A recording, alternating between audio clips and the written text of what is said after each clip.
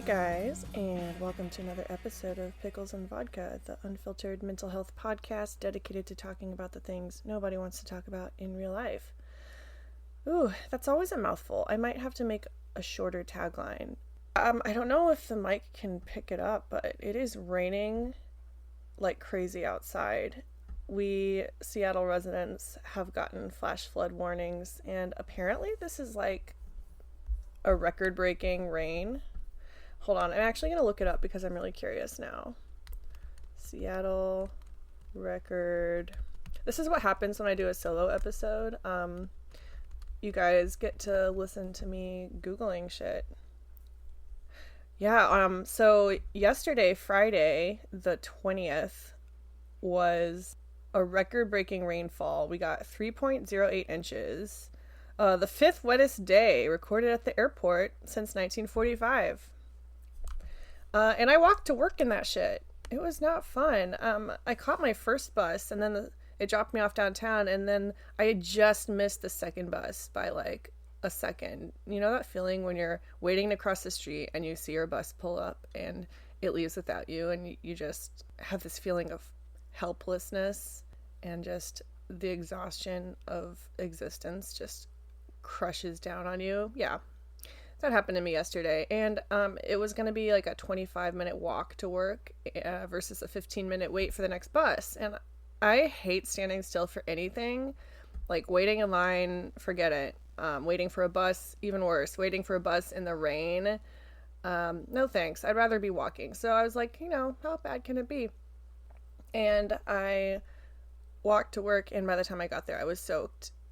And yes, I had the proper rain gear, but it still wasn't enough for the record-breaking Seattle rain, apparently. So yeah, that's been fun. It's kind of cozy, though, when you're inside. It's the next best thing to having snow for Christmas, I think. My apartment, for those of you, what am I talking about? None of you have seen my apartment, but let me paint a picture. It's so cute. It's like, it's a micro studio, so it's really tiny. But I have a thick, cozy rug under my feet. It's like one of those white, fluffy rugs in all the Instagram photos. It's super cute and really soft. I have Christmas lights strung up. Not the rainbow kind, the white kind, because I'm classy. I have a little Charlie Brown Christmas tree that my boss gave me. She was going to throw it away as part of our Christmas decor, and she gave it to me. I put some lights and ornaments in it, and I put it in a little silver planter on my window, and it looks really cute. I have little tiny stockings for myself and Ruby, even though they're not going to get filled with anything because I just haven't had the time. But yeah, it looks really cute in here. I got candles burning. I got my cat sleeping by the window. It's all very picturesque, and I'm almost sad to leave it today when I fly home to Virginia for the holidays. And that actually is the theme of the episode, how to survive the holidays, in particular when you have a mental illness, because this time of year can be really hard for a lot of people. And I don't know what you guys celebrate. I'm just going to say the holidays to be inclusive or whatnot. Everyone does their own thing, and it can be really hard, like whether you are by yourself or whether you are seeing family members. I fall into the latter category. I probably get to see my family like twice a year. And the last time I saw them was in the summer, shortly after I got out of the hospital. And I was in my early stages of sobriety and kind of in a fragile state, and everyone was kind of on their best behavior, so to speak, because they knew that I had just gone through this difficult time. So I'm a little nervous about going home this time, just because last year was a really rough Christmas. It was the first Christmas after my breakup, and I was moving across the country. I had just graduated college, but I didn't have a job lined up yet, and I was an active alcoholic, as you guys might remember. So basically, I stopped for this family reunion on my way to move here, and I was just drunk like the whole time, and I'm really embarrassed thinking back on it because surely like my family members knew something was going on. I, yeah, not my finest moment. I was in a really dark place, and I'm not perfect now by any means. I'm sober now. It's my first Christmas sober in years, and not gonna lie, alcohol used to be part of my strategy when I visited home, and I'm sure a lot of you can relate. It's just it was always there to help take the edge off and deal with my crazy family. But I'm going to be sober this year, and they're all very supportive of me. They're prepared, and they know my relationship with food is really fucked up right now, too. And so the first thing we're going to do is go grocery shopping for safe foods when I fly in. I'm really thankful that my mom has had an eating disorder and she understands, and she's there for me and she knows what it's like. Hopefully it doesn't get in the way of having a nice time with my family. Okay, I didn't want to mention politics or anything. I just have to say though, because it's a reality that our country is going through a really crazy time right now, and a lot of rifts have appeared between family members, and my family is not excluded. I know I've mentioned on the podcast before that my family is really conservative, and my parents and I do not see eye to eye on politics or religion, and it's really kind of come to a head this last season. So, that's another reason I would drink all the time when I went home, because how can you deal with that shit sober? But yeah, where was I going with this? My mind's kind of all over the place. I got like 3 hours of sleep last night, and tonight I will be flying out of Seattle at 11:30 p.m. and getting into Virginia at 9:30 a.m. their time, which is like 6 a.m. my time. So I haven't decided yet if I'm gonna wear like full on sweatpants and no makeup and be cozy, or if I'm actually gonna try to look nice. Because normally when I travel, I like to look nice. I get travel anxiety, and I'm the kind of person, for the longest time I couldn't leave the house without makeup, and so appearances are really important to me, and I like to look nice when I travel. It just makes it a little easier. But I don't know, I might just stop caring tonight and just be cozy. Anyway, this is all over the place. I actually wrote myself a little outline because I'm not used to doing these solo episodes, and if it were up for me, I would ramble forever. But the first thing I wanted to talk about is being alone for the holidays, because I've had the good fortune to not be alone for the majority of my life during the holidays. I have either been with family, like visiting home from school, or I have been with a significant other and his family. So I don't know, this whole holiday season, I've kind of been watching people, go and participate in the holiday events and go shopping and go to Christmas parties with their significant others or their friends, and I'm just kind of alone, and it can be really easy to just get sucked into this downward spiral of self-pity, like, what's wrong with me? Why am I by myself? I don't know. It can be pretty lonely, but I was on the bus the other day, and I just had this moment of revelation. Like, you know what? In this moment, I am safe. I'm okay. I will be okay. And it sounds so simple when I say it out loud, but it was just this feeling of peace, and those moments are few and far between in my life when I do experience them, and so it was really nice. I just had this moment of clarity. Like, this year has literally been the shitty year from hell for me. I mean, I moved to a brand new city on the other side of the country. I was broke for a while. I was an alcoholic. I was suicidal, and have been struggling with this eating disorder for the major part of the year.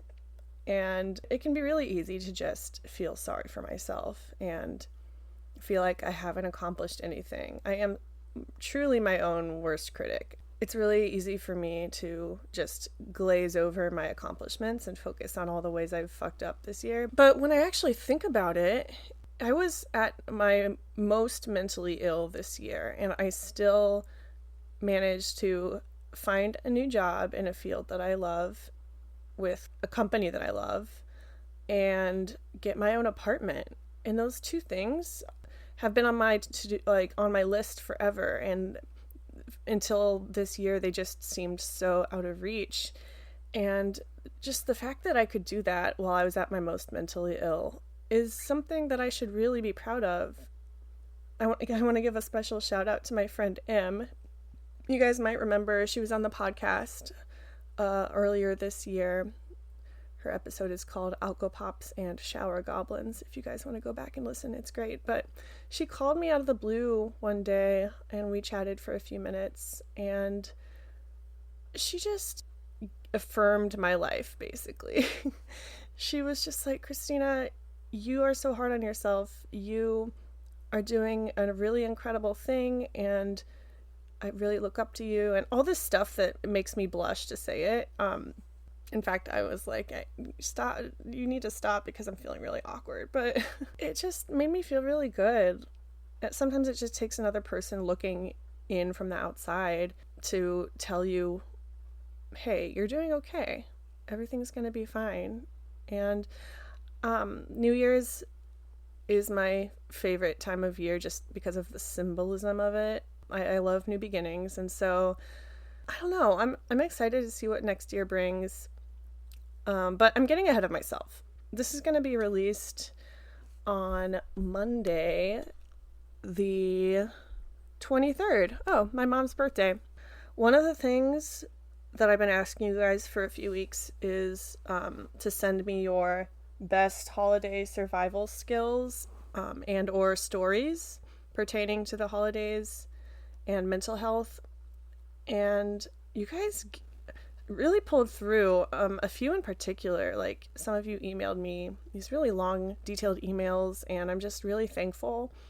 And I got a few good tips from them personally. So the first email is from one of my old roommates from years back. I won't say her name in case she wants to keep this anonymous, but it was really good to hear from her. She starts off by kind of reminiscing about the time we spent in this house together, and it was truly a transformative time in my life.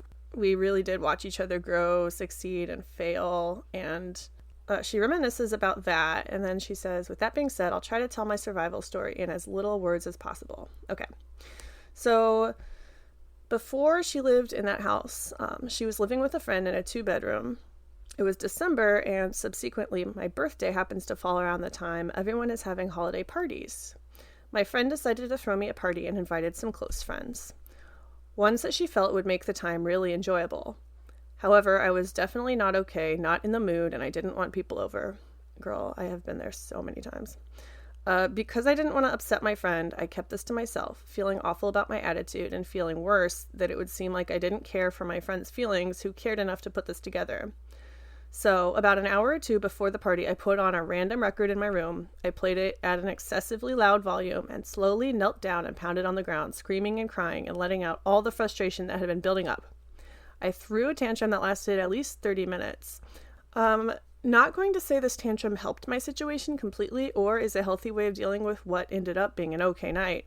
But after that happened, I realized just how much I needed to be honest with myself and with those around me. I realized how much it means to be worth something to someone and simply letting things happen because they are simply going to happen. All this to say, survival during the holidays doesn't always look pretty or feel nice. It's going to be really hard, especially if you're someone like me who takes things for granted constantly and without fail. So my tip, I guess, is to just throw a tantrum if you need to. Just do it. Every time I read that, I read it in Shia LaBeouf's voice because that was a big joke while we were living together, so thanks for that. She says she really misses our home. Hope you have a safe and fun holiday. And good luck with the podcast. Thank you so much. It was really good to hear from you. And I do miss that house. And I'm proud of where we all are in our lives at this time. And your tip is really good. Like, sometimes you really just need to throw a tantrum. And I think listening to your music in your room is a really good way to let that out. Obviously don't go out and smash shit, but like survival during the holidays does not always look pretty or feel nice. And also in that situation, I think it was kind of uncool of your friend to throw that party without your knowledge. I guess it sounded like she just kind of invited people over without telling you, which is out of your control. And that is really hard when you're stuck in a social situation over which you have no control. And that does happen a lot during the holidays. Like last year, I was with my whole extended family, and it was just a lot of people all the time, and that can be really draining. So maybe if you guys have like a private space you can go to and just blast music, like just bring a pair of headphones even, and just maybe write down your feelings in a journal, just like scribble over the whole page, or even just like go off on an online rant. Whatever your version of a tantrum looks like, I guess I'm saying, maybe, allow yourself to feel that and to experience that instead of holding it in. So good tip. Okay. The next email is from Anne. Hey girl, love you. She says, here are some tips that I thought of on dealing with the holidays. Hopefully there are a few in here that might be helpful. She gave me a bulleted list, so I'm just going to read them off. I love a good list. Consider establishing new traditions rather than continuing to practice ones that may be tied to painful memories or difficult people. This is actually a really good one. I'm just going to comment on these as we go. My ex and I did this. Neither of us were religious, and our families are super conservative, and we also lived far away from them at the time. And so celebrating Christmas with them was just not going to be a thing. I still wanted to do something special, though. I didn't just want to treat it like any other day. So our first Christmas together, we celebrated by making a giant pot of gumbo. His family is Cajun, so he made a big pot of gumbo, and then we watched horror movies all day and drank beer, and it was great. My siblings and I also have this sort of tradition where we watch 28 Days Later on Christmas Eve. Not sure how it got started, but it's just a thing. A lot of my Christmas traditions have to do with horror movies, I'm just now realizing. Okay, Anne also says in her email, plan answers in advance to prepare yourself for navigating questions or conversations about holiday plans with people like coworkers who may not have an understanding of strained family dynamics. Oh my God, we all have those coworkers who ask, like, what are you doing for the holidays? And I sort of have like a generic answer planned out. And luckily I do work at a place where I'm a little more comfortable delving into my strained family dynamics. But a lot of you might not be. And, some of you might be going home to relatives that do have a lot of nosy questions. And that's a good idea to kind of prepare yourself for some of the questions that might come up. Like, I listened to this great podcast called Girls Gotta Eat. It's a relationship podcast from two women in New York. And one of the recent episodes they did was talking about what to say when your family asks you if you're dating someone, for instance, or, when are you going to have a baby, stuff like that. One thing that they recommended is, rather than give people like an excuse to why you're not dating someone, for instance, just pick something in your life that is going well, that you're passionate about. Like, maybe you're taking a yoga class, or maybe you're watching a new TV show. I don't know. But just pick something cool to talk about, and just have that kind of in your back pocket to bring up when people start asking uncomfortable questions. The next bullet point in this list is, if you don't have the capacity to go out shopping, consider purchasing gifts online to ease the stress that comes with navigating crowds of people. I'm totally on board with this one. Here in Seattle, we kind of have a love-hate relationship with Amazon, but I've used Amazon Prime for a lot of my shopping this year. And yes, it is really nice not to have to go out and deal with all the people. She also says, if you will be spending the holidays alone, look for local meetups or reach out to a nonprofit organization that you can volunteer with. Both are ways to connect with others and may minimize feelings of loneliness. Volunteering is a really great piece of advice, because when you have a mental illness, I think you get sucked up into your head a lot of the times, and you get so absorbed in your own problems that you forget about the rest of the world. And volunteering is kind of a nice little wake-up call, like, hey, my experiences aren't the only ones that matter. I'm not the only person in the world, and I'm actually capable of doing some good for another human being. Ooh, I like this next one. She says, hang twinkle lights indoors. If you are spending time in your home or room alone during a mental health crisis, low lights may feel calming and feel special during an otherwise difficult time. Holiday scented candles may also be a way to feel some holiday spirit in the same way. I love that. As I said before, I have twinkle lights in my studio apartment. I usually have them up year round. They're great. Ooh, man, this is a really good email. She says, if you have the financial means to do so, treat yourself to some cozy holiday socks to keep you warm and feeling festive. Soft fabrics can feel comforting when you are sad or anxious. I don't know how many of you guys remember back from the very first episode, or maybe it was like the second episode. One of the really early episodes of this podcast was about self-care, and one of my listeners wrote in to buy yourself some fancy socks. So I like that we've come full circle. This advice never gets old. When in doubt, just get some socks. My boss gave me a pair of socks this week. They're black, and they have little cats with Santa hats on them. And the cats are playing with a holly branch or something. I don't know, but I love it because the cat actually looks like Ruby. And they're so soft. I hate it when like you get a novelty pair of socks and they look really cute, but they're not that comfortable. These socks have it all. So yeah, and if no one gives you socks, just go buy yourself some socks. You deserve it. Okay, next thing on the list, she says, sending out handwritten cards can be a special way to let caring and supportive people in your life know that you appreciate them. The act of writing out your feelings about them may also help to spark some positive feelings of gratitude. If you're creatively inclined, making cards can also be a fun activity. If you don't have anyone in your life to write to, there are many organizations that seek holiday cards and letters, such as the Rainbow Project. Oh, I've never heard of the Rainbow Project. Let me Google it right now. 2 Google searches in one episode. You guys must hate me.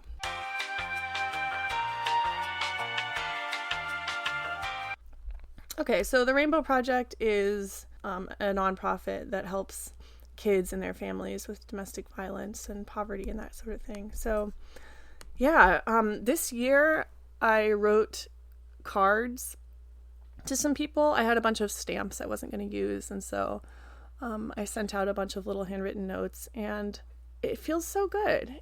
Really, nothing can replace a handwritten note. If you can't draw or anything like that, the thing that I did this year, I found like a bunch of random sayings and quotes that I liked, and I typed them up and printed them, and then just wrote like my notes on the back. You know, really simple, but people like them, and it's really the effort that counts.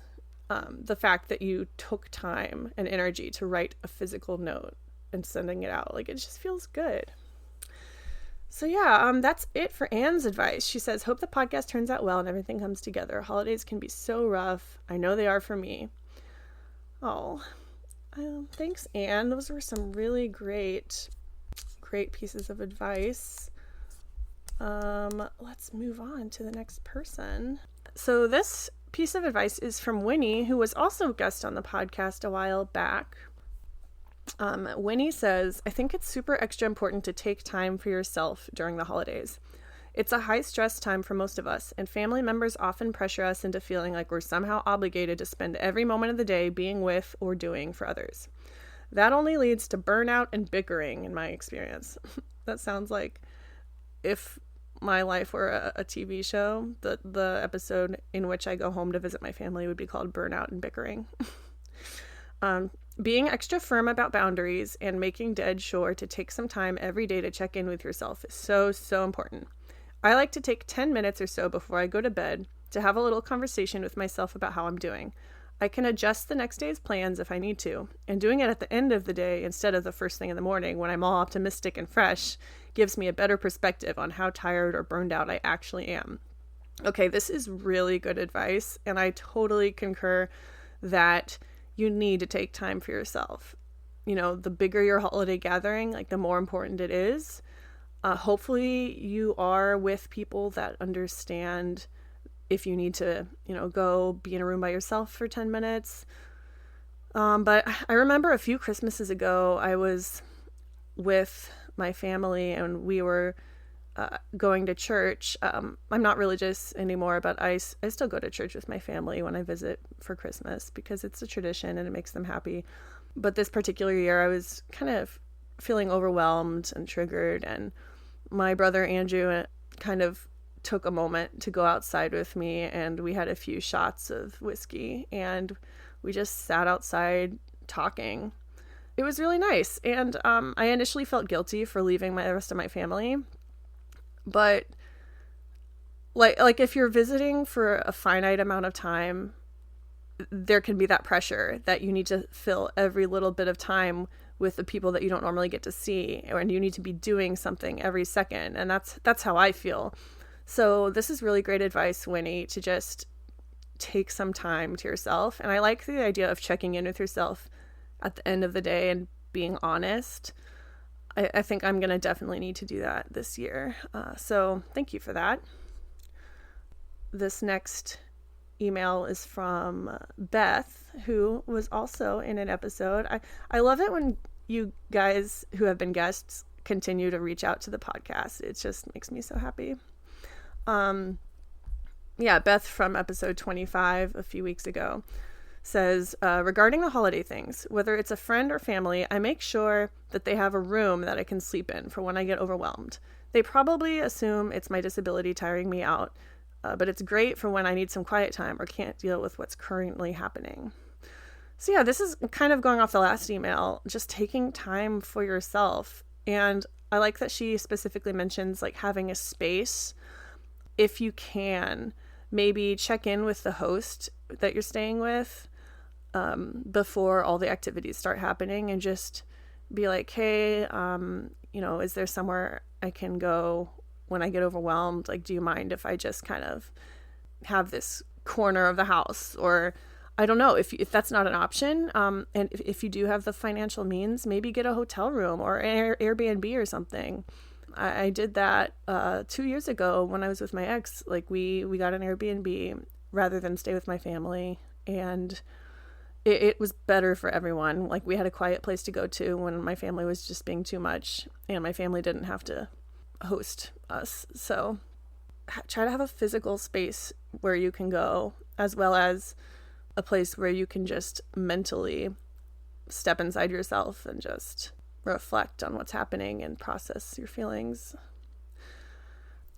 I feel a little more prepared than I did before. I don't know about you guys. I know this is coming out on Christmas Eve. So it might be a little late. A lot of you guys might already be with your family members, but hopefully some of you get something from this advice. I really appreciate everyone who reached out. I'm going to launch into the next segment, which I got the idea of from The Office. I don't know if you guys know this about me, but I am obsessed with The Office. I've watched it at least 10 times. It's my go-to background noise when I'm feeling anxious or I just need something to play. I can quote it all day long. I listened to the new Office podcast that just came out with Angela Kinsey and Jenna Fisher. They go over every episode of The Office and break it down from the perspective of two people who were there during filming. And it's fantastic and very wholesome, and I highly recommend. It's called The Office, ladies. Anyway, that was quite a tangent, but I got the idea of making up awards for everyone who's been on my podcast in the year 2019.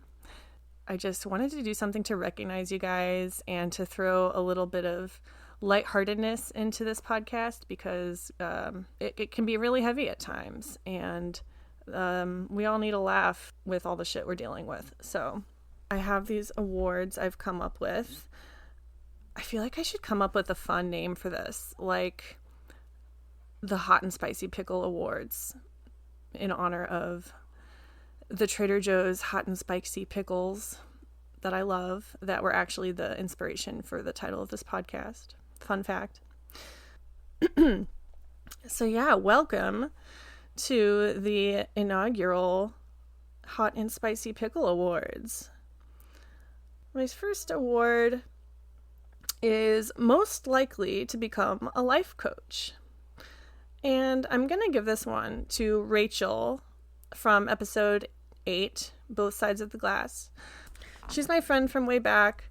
She works in a psych ward and she talks about it in the episode. But I don't know. She's just always been the type of person that you can really talk to openly and honestly about things. And she always has great advice. And her voice is just so calming. And I feel like she would be a great life coach. I don't know. All right. Most likely to become Instagram famous. This one goes to my friend Sid from episode 11. If you guys haven't followed her yet on Instagram, seriously do. This girl travels the world. She posts on her story almost every day, like with art and poems and stuff like that. Like, she's an incredibly talented person and fucking gorgeous to boot. So if anyone's going to be Instagram famous, it's her. You can follow her at Videmus. I think it's spelled Videmus. If you want to listen to that episode and hear more about her deal, go to episode 11. All right. Most likely to discover the cure for cancer goes to Diana from episode 17. I tell this to everyone who listens to my podcast, and no offense to the rest of you because you guys are all super smart, but I honestly feel like Diana is like the most intelligent person that I've ever had on the podcast or just spoken to in general. I know this is going to make you blush, but I don't care. It's true. You're fucking smart, and talking to you is like, I learned so much. The episode was about OCD for those of you who haven't listened yet, but super, super intelligent, and I just know you're going to do great things. All right. Most likely to break her hip dancing goes to my mother, Ginger Lou. I posted an episode with her, episode 14, in which we talk about her eating disorder and her addictions. And if you guys don't know her, like, she is just the most vibrant, energetic person that you could ever hope to meet. And we joke about it in our family. Like, she just gets herself into all these crazy hijinks. Doesn't act her age at all. She broke her arm, like, roller skating last year, I think. And she's always dancing. So if anyone's going to break her hip dancing when she's like 80, I feel like that'll be her for sure. All right. Most likely to start her own business goes to Anastasia from number 7. I chose this award for you because you're just always so, I don't know, put together. Like, I know you're going to laugh at this because life is shit for you, just like it is for all of us, but you just always look so put together, and you're always doing these creative things with art or like floral arrangements or like baking. I feel like one of these days you're just going to start a business and it's going to be cute as fuck and it's going to really take off. And I know all of us from Peach are going to support you. All right. Most likely to enter the witness protection program goes to my good friend and podcast guest, Jamie, from episode number 19. I don't know why I picked this for you. I just feel like the most random shit happens to you, and one of these days you're going to be in the wrong place at the wrong time, and you're going to have a new identity. And knowing you, you'll probably just roll with it. You'll probably just be like, okay, I guess I have to move now, and I guess I have to be a different person. It'll be great. And when that happens, I know you're not going to be allowed to, but I hope you reach out to me and let me know where you are so I don't freak out and wonder what happened to you. Most likely to start her own clothing line goes to Sabrina from episode 22, Walking the Cow. Sabrina, you're just a fucking cool skater chick and an artist, and I just feel like you would come up with this cool line of like hoodies or socks or something with like fun little designs on them, and you'd probably like sell them on Tumblr or something and get famous and then get sponsored by Vans and retire at 35. So yeah, when that happens, you guys heard it here first. Most likely to fly a helicopter goes to Sophie from number 15, the CPTSD episode. Sophie, you're just such an adventurous person. I feel like you'd be down for anything, and I feel like you would see a helicopter and just be like, all right, guys, I got this. Like, you wouldn't even get your license. You would just go for it. And then, you'd probably die in a flaming ball of wreckage, but you would be happy when you did it, that was a little dark, but that's, you have that sense of humor. It's fine. Speaking of darker things, most likely to get away with murder goes to another Rachel, Rachel Stormy from episode 18, Tender for Depressed People. And the reason I picked this for you is because you just have this like mysterious look to you, like you're up to something, but you're also like, you're so sweet and kind and like just gorgeous, like disarmingly gorgeous. And so I feel like if anyone were to get away with murder, it would be you, because no one would suspect it. Plus I feel like you have this like sinister side to you. I might be wrong. All right. Most likely to be on reality TV goes to Winnie from number 16. And, this one is kind of easy because I would literally pay to watch a reality TV show about your life. Like, you live with 2 lovers and a bunch of animals, and you've just experienced all this insane shit in your life. And I feel like you always have something interesting to talk about. I would watch a TV show about you in a heartbeat. A heartbeat. Okay. Most likely to climb Mount Everest goes to Diane from episode 13. I have met Diane in person, and I follow her on Instagram, and she's just a really active person, and she has, in the last year, she's overcome suicide attempts and addiction, and now she's just thriving in Arizona.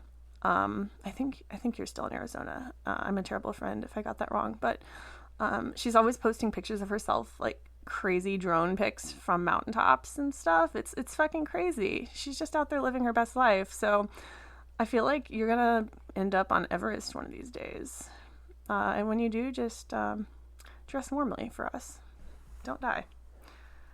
All right.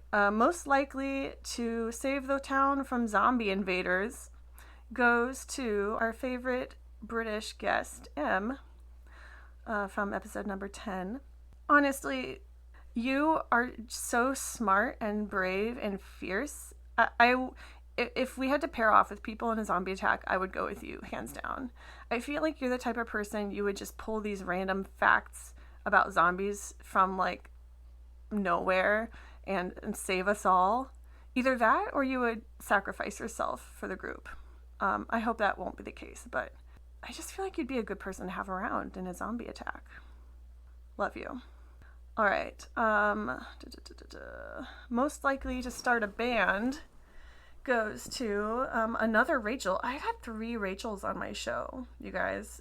But this is my friend Rachel from New York City, who has her own business, and she had another kid since we released this episode. She has 2 beautiful little boys now. She's still kicking ass and taking names. If you don't follow her on Instagram, her shop is called Doomed NYC, and she sells the cutest like leather bags and patches and stuff. So go check that out. But I feel like she's most likely to start a band because she's just that cool. She's just the type of person that would just start a band for the hell of it in the middle of her life and just go around and tour and be awesome. And honestly, no one would be surprised because she's just cool like that. All right. I hope you guys find these as entertaining as I do. You probably won't unless you listen regularly to the podcast or have been a guest. But I warned you that this would be a solo episode, and the solo episodes tend to get pretty rambly, so... Okay, most likely to adopt 5 cats in 2020 is my sister-in-law, Abby, who was in episode number 20. This kind of is self-explanatory. Abby, you already have 1 cat, but I feel like you would just go to the shelter and, like, see a bunch of cats and you wouldn't be able to say no to taking them home. And Andrew would, go along with it because he loves the shit out of you. And part of me is actually hoping that this comes to fruition so I can be a cool aunt to 5 new cats. All right. Most likely to move across the country for love goes to my friend Connor from episode number 21, Just Show Up. Connor, you are just such a true romantic, and you have such a big heart, and you're also really spontaneous in a fun way. I'm going to go off into a little tangent here. Connor and I started having these Saturday morning creative jam sessions where we just go to a coffee shop and like work on our projects, and I suggested that we start doing it, and he just was instantly on board. And it's so good to meet someone who is on the same creative level as you and, is willing to just sit somewhere and work quietly and not have to be constantly entertained. And also, he's just so fun to talk to. And I'm going off on a tangent about how awesome Connor is. But if you haven't listened to his episode yet, you totally should. But yeah, I feel like if there's anyone who would move across the country for love, it would be him. All right. Most likely to buy a motorcycle goes to Kelly from episode 24, Take Your Sick Days. I actually gave Kelly a ride on my motorcycle when we lived in Austin and worked together. It was our first friend date, unless I'm remembering it incorrectly. We both got off work and she got on my bike and we went to this little bar on the east side and had a cheese plate together, and that was the first time we hung out outside of work, and I've just always looked up to her as this badass, outspoken, strong woman who just takes no shit, and getting a motorcycle just seems like the next move for you. I can see it. Most likely to get a lip ring and dye her hair pink goes to Beth from episode 25. Yeah, this one kind of goes without saying. Beth is full of surprises, and you've always been a badass at heart, and so I just feel like if you got a lip ring and dyed your hair pink, no one would be surprised, and you would pull it off insanely well, by the way. So there's my vote.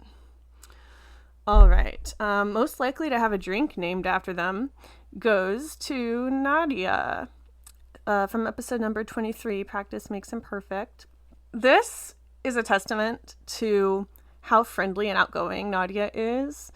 For those of you who haven't heard the episode, Nadia was actually my customer when I worked at a coffee shop, and she would come in every day and just have this gorgeous smile, and she would always talk to us. And I think I remember what your drink was. It was, you would get like an Americano or a coffee and put cinnamon in it, I think. If I'm wrong, then that's embarrassing, but I feel like you're the type of person who would like be a regular somewhere and get a drink named after you and just have it on the menu. All right. Let's move on down the list. We're almost done. I've had so many guests on my podcast this year. It's crazy. Most likely to travel the world goes to Catherine from episode number 9. I just feel like you have all this potential in you that you don't see, and I just feel like you're going to surprise everyone and just travel the world by yourself, and you're just going to discover yourself and be happy, and I don't know, it's going to be great. Most likely to pull off a bank heist goes to my sister Caroline from episode 6, where we talk about family and the effect it has on mental health. If you haven't heard that episode yet, highly recommend. I recommend all of them, but the ones with my family members, obviously, I'm really fond of. And Caroline and I have a lot of fun together, even when we're talking about heavier topics. And she wins the award for most likely to pull off a bank heist because you would never see it coming. Like she's so friendly and bubbly and innocent looking, but she's kind of a badass. I feel like Caroline is braver and has more like guts than I ever will. And so, yeah, if I had to rob a bank, I would definitely put my money on Caroline to help me out, because she would like be a really good person to distract the guards or something. Not that I've thought about this a lot. All right, let's see. What else is there? Oh, most likely to marry an eccentric 70-year-old millionaire goes to Elena from the last episode, all about finding that balance. Elena, I feel like you would do this in a heartbeat, just because you could. And honestly, I wouldn't be surprised. You're just the kind of person who I feel like is gonna hack life early on. And what better way to hack life than to marry a 7-year-old millionaire who's gonna die soon, you know? And then you can buy your own house and open it up to all of us, and we can have one big party. I think that's it, you guys. Thank you again to all my guests from this year. I appreciate you guys so much. I wish I could send you all like little gifts in the mail. This podcast would not be the same without you, and I love you guys.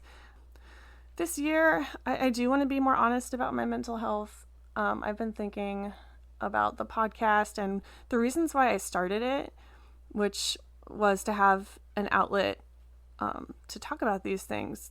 And I don't know. I feel like I'm drifting away from the purpose of what this is all about. Like, I'm so wrapped up in the technicalities, I kind of forgetting about the whole point of this, which is just to be honest and not worry about what people think. And so in the next year, I'm going to really try to get back to that with this thing. But yeah, if you want to be a guest, just hit me up. I'm starting a schedule for January and February. I really hope that you guys have a good holiday and stay safe and try to find some time to relax and take care of yourself. It's just a rough time of year, and we all deserve a little self-care. As cheesy as that sounds, it's true. We all deserve to take care of ourselves and to not stretch ourselves too thin. And I just really want you guys to remember that if you're dealing with toxic family members, take some time and draw boundaries.